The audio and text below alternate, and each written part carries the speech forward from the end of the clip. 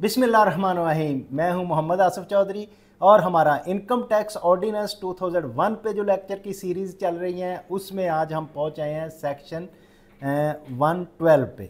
Section 112 जो है liability in respect of certain security transactions.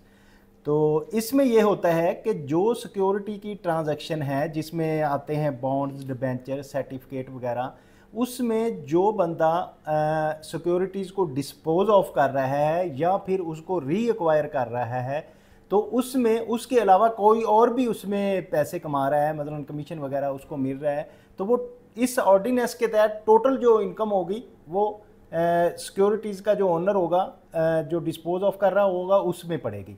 मसलन मैं आपको एग्जांपल इजी समझा देता हूँ कि अगर एक डिबेंचर या बॉन्ड जो है वो ख़रीदा जा रहा है और उसमें बीच में ख़रीदार को कुछ कमीशन भी कटना है इसकी तरफ से या उसने लेना है, तो उसमें जितनी अमाउंट का वो ख़रीदने से बेचने में जितनी अमाउंट टोटल लगेगी वो सारी अमाउंट जो है इस ऑर्डिनेंस के तहत जो ओनर है उसके खाते में पड़ेगी। तो हम इसका लाभ भी पढ़ लेते हैं। where owner of any security dispose of the security and thereafter reacquire the security, and result of the transaction is that any income payable in respect of the security is receivable by any person other than the owner। के अलावा भी अगर कोई receive करता है, the income shall be treated for all the purpose of this ordinance as the income of the owner and not for the other person। तो वो जो टोटल इनकम होगी वो ओनर की ही तस्वर की जाएगी। तो इसमें इन this section security includes the bond, certificate, debenture, stock and shares जो हैं इनको हम सिक्योरिटीज़ कहेंगे। लें जी, आगे आ गया हमारा चैप्टर 9 मिनिमम टैक्स का। तो मिनिमम टैक्स बड़ा इंपॉर्टेंट है हर किसी को। वो मोस्टली लोग जो हैं इसमें मिनिमम टैक्स के एम्बिट में या इसके स्लैब में आने के लिए अपने आप को मैनेज कर रहे होते हैं कहीं। तो वो क्या है मिनिमम टैक्स? तो मिनिमम टैक्स जो है ये सेक्शन 113 के तहत ये होता है कि हर कंपनी और अगर कोई इंडिविजुअल पर्सन है या एओपी है उसकी 100 मिलियन से ज़्यादा हो जाए, अगर टर्नओवर 100 मिलियन मीन 10 करोड़ से ज़्यादा टर्नओवर होगा तो उसको मिनिमम टैक्स पे करना पड़ेगा। और मिनिमम टैक्स कितना पे करना पड़ेगा ये भी टेबल में आपको आज डिस्कस कर लेंगे हम उसमें। तो कुछ लोग हैं जिनको नहीं करना पड़ेगा, मसलन ये है कि कोई लॉस में अगर चला गया है, कोई टैक्स एग्जेम्प्ट है किसी का, तो इस तरह से कुछ चीज़ें हैं जिनको नहीं पे करना पड़ेगा। तो पहले हम ला पढ़ते हैं क्या है, उसके बाद मैं आपको टेबल दिखाऊंगा कि कितना किस सेक्टर को कितना करना पड़ना है, कौन उसमें अगर आ गया है मिनिमम टैक्स की स्लैब में तो वो कौन कितना टैक्स पे करेगा। लें जी, सेक्शन है 113 minimum tax on the income of a certain person. कौन कौन से सर्टन पर्सन हो सकते हैं in this section? Apply to the resident company. एक तो यह है कि रेजिडेंट कंपनी जो है उस पर भी अप्लाई होगा, and permanent establishment of the non resident company. और जो परमानेंट एस्टेब्लिशमेंट है जिसके बारे में हम अभी पढ़ के आए हैं कि नॉन रेजिडेंट कंपनी की परमानेंट एस्टेब्लिशमेंट है वो होगी। एन इंडिविजुअल, जो इंडिविजुअल है उसके लिए क्या है, having turnover of 100 million rupees. 100 million rupees mean 10 crore रुपया हो or above in the tax year 2017 और इन एनी सब्सिक्वेंट ईयर। यानी कि ये इट्स मीन के लागू हुआ है 2017 से। 2017 से ऑनवर्ड जिस इंडिविजुअल पर्सन का 10 करोड़ से ज़्यादा टर्नओवर होगा 2017 से ऑनवर्ड, तो उसको वो भी इस में आएगा। Or in any subsequent year and an association of person having turnover of 100 million. इसी तरह एसोसिएशन ऑफ पर्सन का 100 मिलियन होगा, यानी कि 10 करोड़ रुपीज़ उसका टर्नओवर होगा, or above in the tax year 2017 and above where for any reason whatsoever allowed under this ordinance including any other law of the time being in force. तो वो उसमें minimum tax में वो आएंगे। तो उस पे कौन नहीं शामिल होंगे कि अगर किसी साल में किसी को लॉस हुआ है वो नहीं देगा, setting of the loss for the earlier year का सेट करने के लिए लेके आए हैं वो नहीं देगा, टैक्स एग्जेम्प्ट होगा उसको नहीं लगेगा, the application of credit or rebates की अगर है देता है तो उसको नहीं लगेगा, the claiming of allowance or deduction including the depreciation amortisation deduction no tax is payable or paid by the person for the tax year or the tax payable or paid by the person for tax year is less than the percentage is specified in column 3 of the table division 9। अब ये इसको कहाँ इसका दिया गया है, division 9 of part 1 of the first schedule. तो इसके सारे जो हैं division 9 of part first of the first schedule के तहत of the amount representing persons turnover from all sources of the year. तो उसमें तमाम सोर्सेज होंगे पर्सन के जो टैक्स में आएंगे। तो एक्सप्लेनेशन दी गई है for the purpose of this sub section the expression tax payable और पेड डज नॉट इंक्लूड, इसमें कौन सा टैक्स नहीं शामिल होगा पेड और पेएबल पे, टैक्स ऑलरेडी पेड और payable in respect of deemed income. अगर कोई डीम्ड इनकम पे है जैसे कि 7E वगैरह उस पे है, which is assessed as a final discharge, उसको हमने किया है, जैसे कि उसका जो प्रॉफिट ऑन डेट हो सकता है, डिविडेंड हो सकता है। The tax liability under section 169 or under the any provision of this ordinance हो सकता है। Tax payable or paid by section 4B और 4C होगा, तो वो भी इसमें शामिल नहीं होगा। वेयर दिस सेक्शन अप्लाइज, कहाँ अप्लाई होगा, aggregate of person's turnover as defined in sub section 3 of the tax year shall be treated as a income of the person for the tax year chargeable to tax. तो जो उसकी income chargeable to tax होगी, मतलब जिस पे tax लग रहा होगा, उसमें टोटल उसका टर्नओवर होगा। टर्नओवर की डेफिनेशन में उन्होंने बताया है कि तमाम सोर्सेज से जो टर्नओवर इकट्ठा हुआ होगा, सेल्स से या सर्विसेज से, वो तमाम उसमें शामिल होगा। लेकिन उसमें शामिल क्या नहीं होगा कि अगर कोई इमूवेबल प्रॉपर्टी बेची है तो वो उसमें शामिल नहीं होगी, जैसे कि एक्सप्लेनेशन दी गई है। For removal of doubt it is clarified that the definition of turnover covers receipts from business activity in lieu of with expression turnover from all the sources के, यानी कि टर्नओवर होगा use in sub section 1 including but not limit to the receipt from the sale of immovable property where such receipt is taxable under the head income from business. कि अगर income from business में नहीं है कि immovable property, तो वो इसमें शामिल नहीं होगी। लेकिन वो भी अगर इसमें शामिल है, इनकम फ्रॉम बिजनेस में शामिल है, तो फिर वो भी शामिल होगी, यानी कि स्टॉक एंड ट्रेड उसका अगर होगा। इसी तरह बी है the person shall pay as a income tax for the tax year instead of the actual tax payable under this ordinance minimum tax computed on the basis of specified division 9 of the part 1 of first schedule. ये अभी मैं आपको division 9 और part 1 of first schedule दिखाता हूँ कि किस तरह से वो कहता है जी। एक तो उसने टोटल उसका टैक्स कैलकुलेट हो गया, अब टोटल जो टैक्स कैलकुलेट हो गया उसके बाद मिनिमम टैक्स कैलकुलेट होगा, विच एवर इज हायर वो उसको पे करना पड़ेगा। तो वो मैं अभी आपको उसकी सारी तफसील बताता हूँ। तो यह है कि where a tax paid under sub section 1 exceeds the actual payable under Part 1 Clause 1 of Division 1 or the Division 2 of the first schedule, the excess amount of tax paid shall be carried forward for the adjustment against the tax liability offered for the subsequent year। तो अगर इसमें ज़्यादा पे हो गया है तो वो उसको कैरी फॉरवर्ड किया जा सकता है, provided that if tax is paid under subsection 1 due to the fact that no tax is payable or paid for the year entire amount of the tax paid under section 1 shall be carried forward for the adjustment of other, उसको adjustment करने के लिए आगे ले जाया जाएगा। ठीक है जी। Provided further that amount under this clause shall be carry forward and adjusted against the tax liability, उसको कैरी फॉरवर्ड किया जा सकता है, एडजस्ट किया जा सकता है टैक्स लायबिलिटी के for 3 year immediately succeeding for the tax year which account is paid, जिस साल में पे किया गया है उसके 3 साल तक उसको कर सकते हैं। एक्सप्लेनेशन इसकी दी है for the removal of doubt is clarify that the aforesaid part referred in this clause mean clause 1 of the division 1 and division 2 of the part of the first schedule में इसकी एक्सप्लेनेशन है। अच्छा जी, turnover क्या है? Turnover मैंने पहले भी आपको बता दिया कि टोटल जो उसकी सेल है, ग्रॉस सेल है, जिसमें सर्विसेज भी शामिल होंगी, वो सारी मिला के जो है टर्नओवर होता है। लेकिन ला क्या कहता है? ये है दी ग्रॉस सेल और gross receipts exclusive of sale tax. हाँ, ग्रॉस रिसीट्स में हमने सेल टैक्स को इंक्लूड नहीं करना, सेल टैक्स एक्सक्लूड करने के बाद, and the federal excise duty भी इसी तरह एक्सक्लूड करके, और any trade discount shown in the invoices, या कोई उसमें ट्रेड डिस्काउंट है of the bill derived from the sale of goods and also excluding amount taken as a deemed income in assessed of the final discharge of tax liability for which tax is already paid।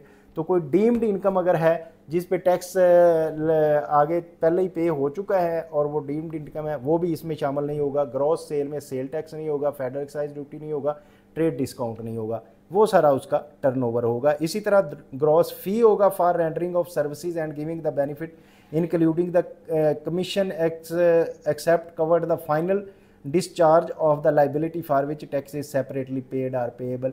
इसी तरह जो अगर कोई services दे रहा है तो services की को फ़ी ले रहा है तो वो भी सारी फ़ी उसमें शामिल होगी, जिसमें commission except cover the final discharge जो होगा वो इसमें शामिल नहीं होगा। तो सी है the gross receipts from the execution of contract extent converted to the final discharge of taxability for which tax is separately paid, या फिर कॉन्ट्रैक्ट की अगर है तो कॉन्ट्रैक्ट बेस पे इसको किया जाएगा। The companies share of the account stand above of any association of person which the companies member, तो कंपनी का जो अगर किसी एसोसिएशन की मेंबर है तो वो कंपनी का अलहदा से उसमें कैलकुलेट किया जाएगा। लें जी, ये आ गया हमारा हमने पढ़ा था मिनिमम टैक्स। तो अब मिनिमम टैक्स का मैं आपको ज़रा बता भी देता हूँ कि कितना कितना कैसे कैसे पे करना है, क्योंकि इसको समझे बगैर आपको ये तो पता चल गया कि टोटल टर्नओवर पे करना है, और टोटल टर्नओवर पे आपको ये भी पता चल गया कि कंपनी है या परमानेंट एस्टेब्लिशमेंट है उसको तो पे करना ही करना है, और जो इंडिविजुअल और एओपी है उसका जब 10 करोड़ से एक्सीड कर जाएगा तो उसको पे करना है। तो ये है मिनिमम टैक्स जो अब मैं आपको बता रहा था कि डिवीजन 9 में मैं आगे जाके आपको एक्सप्लेन करूँगा। वो डिवीजन 9 आ गई, ये क्या है, पर्सनस कौन से हैं और मिनिमम टैक्स किस परसेंटेज से पे किया जाएगा। तो ये हमारा सीरियल नंबर आ गई, पर्सन आ गई, minimum as the percentage of the person किसको होगा।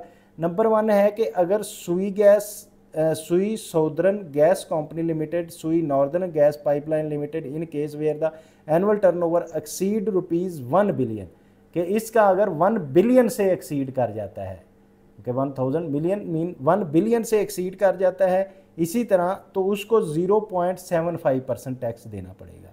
और अगर Pakistan international airline corporation and poultry industry including the poultry breeding, broilers production, eggs production and poultry feed वगैरह है तो उसको भी 0.75% टैक्स देना पड़ेगा। Minimum tax of the percentage of person turnover total पे देगा। इसी तरह ऑयल मार्केटिंग कंपनी है, ओएमसीज हैं, oil refinery, Sui southern gas company limited, Sui northern gas company limited, ये सब की पाकिस्तान ये तो आ गया। अच्छा, अब अगर कोई डिस्ट्रीब्यूटर है, ये मेरा ख्याल इधर से आएगा, हाँ। अब ऑयल रिफाइनरी का चेंज हो गया है कि ऑयल रिफाइनरीज जो हैं वो 0.5% देंगी। Motorcycle dealer registered under the sale tax act के तहत अगर कोई मोटरसाइकिल डीलर रजिस्टर्ड है तो वो भी 0.5% टर्नओवर का टैक्स देंगे। और ओएमसीज, ऑयल मार्केटिंग कंपनीज जो होंगी वो भी 0.5% टोटल टर्नओवर का टैक्स देंगे।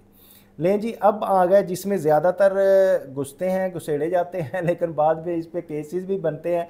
तो ये अच्छी तरह समझ लें कि नंबर 1 तो क्या है जी, distributor of pharmaceutical product, fast moving consumer goods and cigarette, यानी कि अब डिस्ट्रीब्यूटर किस किस चीज़ का है, फार्मास्यूटिकल प्रोडक्ट का है, फास्ट मूविंग कंज्यूमर गुड्स का है और सिगरेट का है, तो उसको 0.25% उसके टोटल टर्नओवर का टैक्स लगेगा। इसी तरह petroleum agents and distributor who are registered under the sales tax act के तहत अगर कोई पेट्रोलियम के एजेंट्स हैं, रजिस्टर्ड हैं, डिस्ट्रीब्यूटर रजिस्टर्ड हैं, तो वो भी 0.25% देंगे। राइल mills and trader, rice mill and trader, rice के जो ट्रेडर हैं वो भी 0.2% देंगे। इसी तरह टियर 1 रिटेलर जो हैं, जो पीओएस मशीन जिन्होंने लगाई है, tier 1 retailer of a fast moving consumer goods who are integrated with the board, अब उसने पीओएस मशीन लगाई हुई है, बोर्ड के साथ इंटीग्रेट हुआ है, ये चीज़ आपने चेक करनी है। Or its computerize system for the retail reporting of the sale to the receipts, तो वो भी 0.25% देगा। इसी तरह person's turnover from supplies through the e commerce including the form running of the online market place defined in section 38B of section 2 जो करेगा वो भी उसको भी 2% होगा। ऐसी तरह person engage in the sale and purchase of used vehicle की अगर कोई कर रहा है, यूज्ड व्हीकल है तो वो भी 0.2% में आएगा। और जो फ्लोर मिल्स हैं, फ्लोर मिल्स जो हैं वो भी 0.2% में आएंगी। तो अब जितनी चीज़ें मैंने ऊपर बता दी, इसके अलावा कोई भी और चीज़ होगी, ऑल अदर केसेस जो है 1.2% उस पर टर्नओवर टैक्स लगेगा। ये चीज़ इसमें आपने क्लियर कर लेनी है। अब जब 0.2% में हम आते हैं तो डिस्ट्रीब्यूटर ऑफ, एक तो फार्मास्यूटिकल के तो उन्होंने स्पेसिफिक कर दिए, बाकी है फास्ट मूविंग कंज्यूमर गुड्स। अब इस पे इशू बनते हैं कि कुछ लोग जो हैं वो कहते हैं कि जो भी डिस्ट्रीब्यूटर है हमारी शेल्फ लाइफ कम है, शेल्फ में से हमने बेच दिया तो वो हो गया, यानी कि जिस ऐसी फास्ट मूविंग कंज्यूमर गुड जिसकी शेल्फ लाइफ जो है वो कम हो उसको हम फास्ट मूविंग गुड्स कहते हैं कि फ़ौरन चली गई। अब इसमें कई ऐसी जो हैं कैपिटल गुड्स को भी फास्ट मूविंग में ले जाते हैं, तो फिर वो इश्यूज़ बनते हैं और केसेस बनते हैं। तो ये आपको मैं बता दूं कि ये सिर्फ फास्ट मूविंग कंज्यूमर गुड्स जो हैं उन पे 0.2% है, बाकी जो चीज़ें होंगी उन पे फिर जो है वो टैक्स का रेट वही लगेगा जो 1.25%। तो मेरा ख्याल है अब मिनिमम टैक्स को आप बहुत अच्छी तरह समझ गए होंगे, क्योंकि मैंने साथ उसका टेबल भी एक्सप्लेन कर दिया है। तो उम्मीद है कि इसको आप अच्छी तरह समझ गए होंगे। अब आ गया है सेक्शन है 113C, अल्टरनेटिव कारपोरेट टैक्स क्या है जी। अल्टरनेटिव कारपोरेट टैक्स के बारे में लॉ कहता है, notwithstanding anything contain in this ordinance for the tax year 2014 and onward tax payable by a company. अब ये ज़हन में आपने रखना है कि tax payable by a company in respect of income which is subject to tax under sub section 2 sub division 2 part 1 of the first schedule or the minimum tax under the provision of this ordinance shall be higher of the corporate tax or alternative corporate tax। के वो जो division 1 में tax दिया गया है वो क्या होगा कि उसमें आपको पता है कि 29% from the for the company है, स्मॉल कंपनी के लिए 20% है।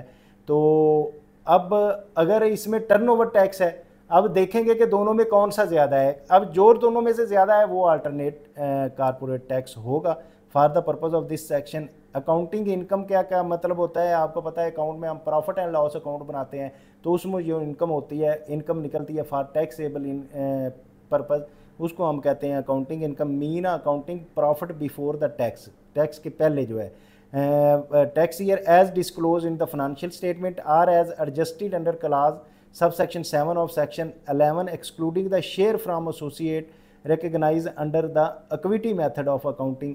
कि वो आगे बल्कि एसोसिएट का भी शेयर लगाने से पहले जो करते हैं हम उसको अकाउंटिंग प्रॉफिट कहते हैं। और अल्टरनेटिव कारपोरेट टैक्स का क्या मतलब होगा, means a tax at the rate of 17% of the sum equal to accounting income less the amount as specified in subsection 8 and determine that accordance with the provision of subsection 7। के जो tax 17% के होगा sum equal to the accounting income, accounting income के मुताबिक, and less the amount as specified in sub section 8 और 7 में जो किया गया है उसमें जो अमाउंट लेस होगी उसको हम अल्टरनेट टैक्स कहेंगे। Corporate tax means higher of the tax payable by the company under division 2 और 1 and first schedule of the minimum tax payable under any of the provision. तो जो कारपोरेट टैक्स होगा वो ऐसा टैक्स है जो higher होगा, पे करना पड़ेगा। मतलब वो जो तो मिनिमम टैक्स जो हमने पढ़ा है डेफिनेशन में और आपको मैंने टेबल भी दिखाया, या फिर वो डिवीजन 2 में जैसे कि 29% दिया गया है, जो हायर होगा वो कारपोरेट टैक्स होगा। इसी तरह सबसेक्शन 3 है the sum equal of accounting income less any amount be excluding from under subsection 8 shall be treated as taxable income for the purpose of this section. तो अकाउंटिंग इनकम में से कोई income exclude की जाती है taxable purposes के लिए, तो उसको हम फिर taxable income for the purpose of this section कहते हैं।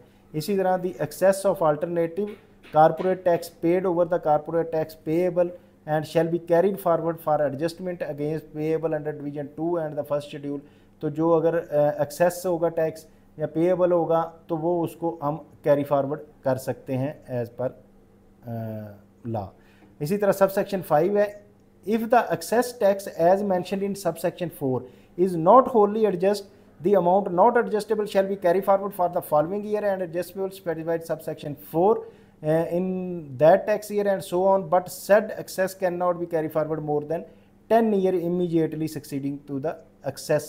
जो excess tax होगा उसको हम कैरी फॉरवर्ड कर लेते हैं, लेकिन ये है कि वो ये नहीं है कि वो आप उसको 10 ईयर से ज़्यादा नहीं कर सकते। For the purpose of this sub section the mechanism for adjustment excess of alternative corporate tax over corporate tax specified in this section shall not be prejudiced to affect the entitlement of taxpayer regarding carrying forward the adjustment of minimum tax referred in 113 of this ordinance। तो minimum tax जो होगा वो उसको पूरा पे करना पड़ेगा। If the corporate tax or alternative corporate tax is enhanced or reduced as a result of any amendment as a result of any order of the ordinance the excess amount be carry forward shall be reduced to enhance accordingly। कि अगर उसमें कोई change आती है जो carry forward कर रहे हैं तो उसको इन्हेंस किया जाता है, तो वो उसके मुताबिक उसको कम कर लिया जाएगा। For the purpose of determining accounting income expense shall be appointed between the amount of excluded from accounting income and subsection 8 for the amount treated as tax income under subsection 2. The following amount shall be excluded from the accounting income for the purpose of computing alternative corporate tax. जब हमने compute करना है तो मैंने जैसे कि बताया था कि अकाउंटिंग इनकम में से हम क्या क्या चीज़ें निकालेंगे कि वो जो है अल्टरनेटिव कॉर्पोरेट टैक्स कैलकुलेट हो जाएगा। मतलब इसमें से एक एग्जाम्प्ट इनकम निकाल देंगे। दूसरा है income which is subject to tax other than the division 2 of the part 1 of the first schedule minimum tax under the provision of this ordinance के वो अदर दैन यानी कि 29% के अलावा जैसे कि मिनिमम टैक्स है वो होगा तो वो निकाल देंगे। Income subject to tax credit under 60 tax credit जो उसको मिल रहा है 65D में एंड 65E और 100C में वो निकाल देंगे। Provision of this section shall not apply to tax payer chargeable to tax in accordance with the provision content in 4th, 5th and 7th schedule. तो ये जो 4th, 5th और 7th शेड्यूल में मिल रहा है उसमें इसकी प्रोविजन नहीं लगेगी। Tax credit under section 46B and 65B shall be allowed against the alternative corporate tax के अगेंस्ट जो है 65B और 64B का जो है इसमें एग्जाम्पशन अलाउड होगी। The commissioner may make adjustment and procedural complete accounting income as per the historical accounting pattern after providing an accounting opportunity be heard. तो कमिश्नर जो है उसको एडजस्टमेंट अलाउ करेगा कि उसको हेयरिंग की अपॉर्चुनिटी दी जाएगी तो उसके बाद उसको एडजस्टमेंट दी जा सकती है।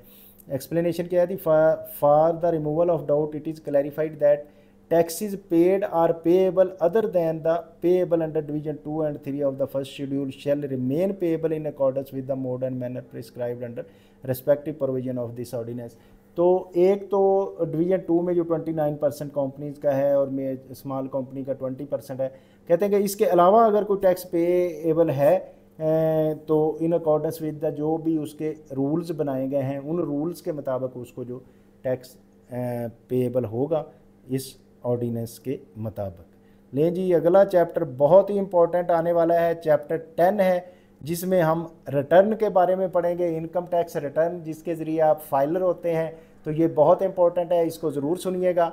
और इसके बारे में आप अपनी रिटर्न खुद भी फाइल कर सकते हैं या आप किसी से फाइल करवाएंगे तो आपको पता चलेगा कि मैं फाइलर मुझे होना भी चाहिए या नहीं, liable to be return file हूँ या नहीं, ये सारी चीज़ों का आपको इससे पता चलेगा।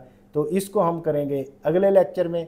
तो उम्मीद है आप इस सब को पीछे समझ गए होंगे और इसको अंडरस्टैंड करके दूसरों को भी बता रहे होंगे, इसको लाइक कर रहे होंगे, शेयर कर रहे होंगे। इसी वजह से हमारे जो सब्सक्राइबर भी बढ़ रहे हैं और वॉच टाइम भी बढ़ रहा है। तो अगर आपको कोई प्रॉब्लम आए तो कमेंट बॉक्स में कमेंट कीजिए, आपको उसके बारे में डिटेल बताया जाएगा। Thank you very much, have a nice day.